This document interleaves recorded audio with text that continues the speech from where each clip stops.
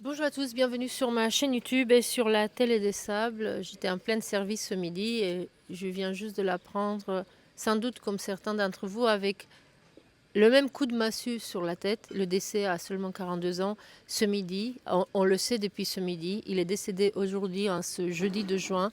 Charlie Dallan, vainqueur du Vendée Globe. On pourrait presque dire double vainqueur du Vendée Globe parce qu'il nous a impressionnés sur le précédent. Mais rappelez-vous, le Vendée Globe confiné 2020 où Charlie Dallan était en fait arrivé premier, mais avec le comptage, c'est Yannick Bestaven qui avait gagné parce que Yannick Bestaven s'était détourné pour secourir Kevin Escoffier et donc il avait gagné des points, des jours qu'il avait fait passer devant Charlie Dallan. Mais on pourrait presque dire aujourd'hui qu'avec Michel Desjoyaux, de toute l'histoire du Vendée Globe, de 40 ans de Vendée Globe, c'est le seul qui ait 2 fois gagné le Vendée Globe, dont une fois avec un cancer.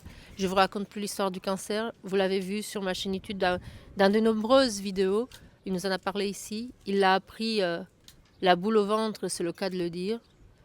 Une tumeur de la taille d'un pamplemousse. Il a fait le Vendée Globe avec des médicaments à prendre tous les jours, une alarme qui sonnait tous les matins pour qu'il n'oublie pas les médicaments. Et rappelez-vous surtout, dans les mers du Sud, lorsqu'il y avait une grosse impression et que lui, avec les autres, est allé au baston. Il est allé, c'est là que s'est joué ce Vendée Globe, c'est qu'il a eu le courage d'aller plus au sud, là où il y avait la dépression, de courir contre la dépression.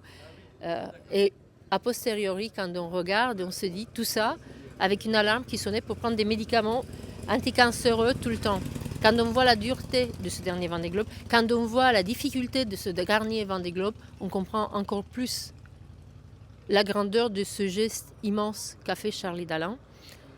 Voilà, c'est tout ce qu'on sait aujourd'hui. On sait aussi, il avait dit qu'à son retour de Vendée Globe, son cancer était devenu plus agressif, s'était accéléré. Il espérait refaire non plus le Vendée Globe prochain, mais au moins de la navigation en solitaire. Il voulait faire la Route du Rhum.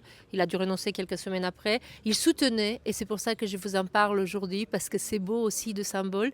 Il était complètement derrière Sam Goodchild, qui l'a remplacé sur son bateau, qui est en ce moment même en train d'attendre depuis ce matin. Il est au cercle polaire dans la Vendée Arctique. Sam Goodchild, ce poulain, est en tête. Charlie Dallan n'est plus là aujourd'hui. Pour moi, l'émotion est tellement grande que j'ai du mal à faire une vidéo. Je voulais juste vous donner l'info et vous rappeler que maintenant, si vous regardez les vidéos du Vendée Globe, les interviews de Charlie Dallan, c'est là, comme ça, dans ces moments-là, et malheureusement souvent a posteriori, qu'on comprend la grandeur de certaines personnes. Voilà, c'est tout pour aujourd'hui. Ce soir, je vais vous faire une vidéo, comme d'habitude, sur la Vendée Arctique, avec les images des arrivées, du passage du cercle polaire, des premiers bateaux qu'on attend la semaine prochaine au Sable d'Olonne. Je vous embrasse, je vous souhaite une belle journée à vous. À très bientôt. Bye bye. Le cercle polaire, juste ce qu'il fallait, et puis là on entre à la maison. On a mis de voile de portant et c'est reparti en portant. Voilà un peu la vue de dehors. J'ai pas encore rangé le sac de la manœuvre, mais il est attaché. Donc, ne vous inquiétez pas, il va pas partir. Donc voilà, je suis là. Hyper content d'avoir passé le cercle polaire en tête. Et maintenant il reste le chemin retour. On va essayer de faire ça bien aussi. Essayer de mettre un peu de distance avec les copains qui sont revenus très fort à la fin là. Bonne journée à tous.